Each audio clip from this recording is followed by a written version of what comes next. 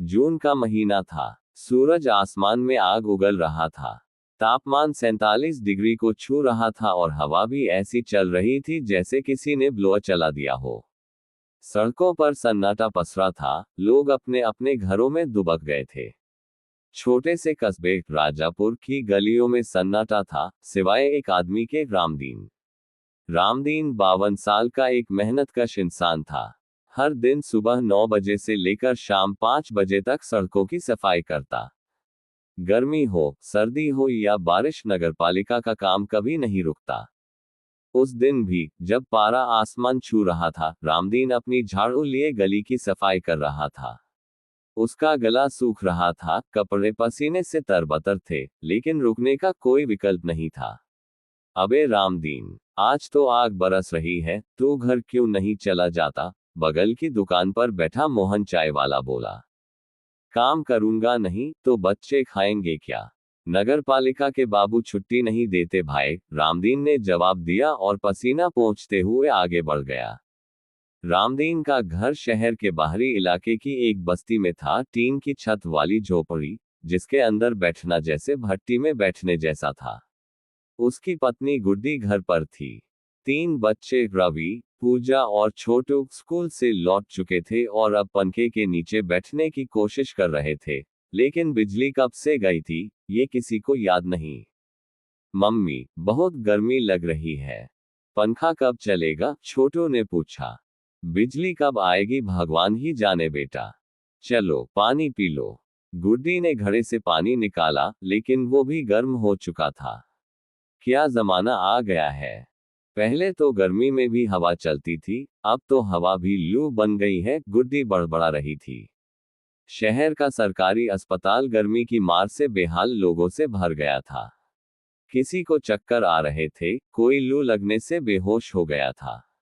Doctor Anjali, जो emergency में duty पर थी, लगातार पेशेंट्स को देख रही थी। डॉक्टर साहिबा, मेरे पापा को कुछ हो गया है। वो पार्क में चक्कर खा के गिर पड़े। एक 15 साल का लड़का घबराया हुआ डॉक्टर के पास भागा। डॉक्टर अंजलि ने तुरंत स्ट्रेचर मंगवाया और उस आदमी को ट्रीटमेंट देना शुरू किया। इनका बीपी बहुत लो है। हीट स्ट्रोक लग रहा है। नॉर्मल सेलाइन और कूलिंग शुरू करो, उसने नर्स को आदेश दिया। हर घंटे कोई नया मरीज आता। अस्पताल का कूलर भी जवाब दे चुका था। डॉक्टरों की आंखों के नीचे काले घेरे साफ दिख रहे थे। शहर के डीएम ऑफिस में मीटिंग चल रही थी। इस बार का तापमान रिकॉर्ड तोड़ रहा है। पानी की सप्लाई पर लोग नाराज हैं। अस्पतालों में जगह नहीं है। हमें कुछ करना होगा, एसडीएम ने कहा। हमने टैंकर भेजे हैं, लेकिन कई इलाकों में वो पहुंच ही नहीं पाते। स्टाफ कम है और बिजली की भी किल्लत है, एक कर्मचारी बोला। मीटिंग में योजनाएं बनी, लेकिन जमीनी हकीकत कुछ और ही थी। बस्ती के लोग अभी भी बूंद बूंद पानी को तरस रहे थे। रामदीन शाम को थका हारा घर लौटा। शरीर गर्मी से तप रहा था। खाना बना लिया गुड्डी? उसने पूछा। चूल्हा कैसे जलाऊं रामू, लकड़ी भी खत्म हो गई है, ऊपर से ये गर्मी। गैस की बात तो छोड़ो। बच्चे भूखे बैठे थे। रामदीन ने जेब में हाथ डाला। केवल 40 रुपये बचे थे। मैं कुछ ले आता हूं बाजार से। बाजार पहुंचा तो पाया कि सब्जियों के दाम आसमान छू रहे हैं। टमाटर 80 रुपये किलो, प्याज 60 और आलू 50। उसने आधा किलो आलू खरीदे और कुछ बिस्किट लिए बच्चों के लिए। अगली सुबह एक एनजीओ की गाड़ी बस्ती में आई। लोगों को ठंडा पानी, फल और ओआरएस बांटा जा रहा था।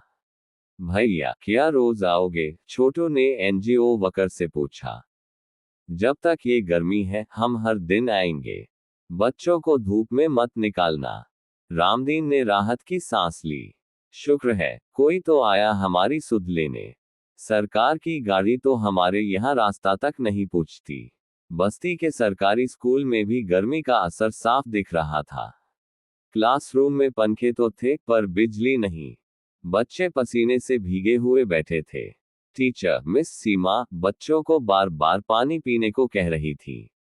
बच्चों, अगर किसी को चक्कर आए या सिर दर्द हो, तो तुरंत बताना। पूजा को सिर दर्द हो रहा था, लेकिन वो डर के मारे चुप थी। तभी उसकी आंखों के सामने अंधेरा छा गया और वो गिर पड़ी। सीमा मैडम दौड़ी, पूजा को उठाया और स्टाफ रूम में ले गईं। पूरा शहर अब केवल एक चीज की बात जोह रहा था, बारिश। हर शाम लोग आसमान की ओर निहारते, बादलों की एक हल्की रेखा दिखती तो उम्मीद जागती। पंडित जी कब आएगा मानसून, मोहन चाय वाला हर किसी से पूछता। अरे 2-3 दिन में बरसेगा पानी, सब्र रखो, पंडित हर बार यही जवाब देता। रामदीन रात को छत पर लेटा आसमान देख रहा था। हे भगवान, अब और नहीं सहा जाता, बारिश भेज दे, मेरे बच्चों को राहत दे। अंततः एक दिन सुबह सुबह आकाश में काले बादल छा गए। तेज हवा चली और फिर मूसलाधार बारिश शुरू हुई। बस्ती के बच्चे नाचने लगे। छोटू, पूजा और रवि सब बाहर भागे और भीगते हुए नाचने लगे। पानी आ गया, पानी आ गया, लोग चिल्ला रहे थे। रामदीन ने टीन की छत पर गिरती बारिश को देखा और आंखें भर आईं। शुक्र है भगवान, तूने सुन ली।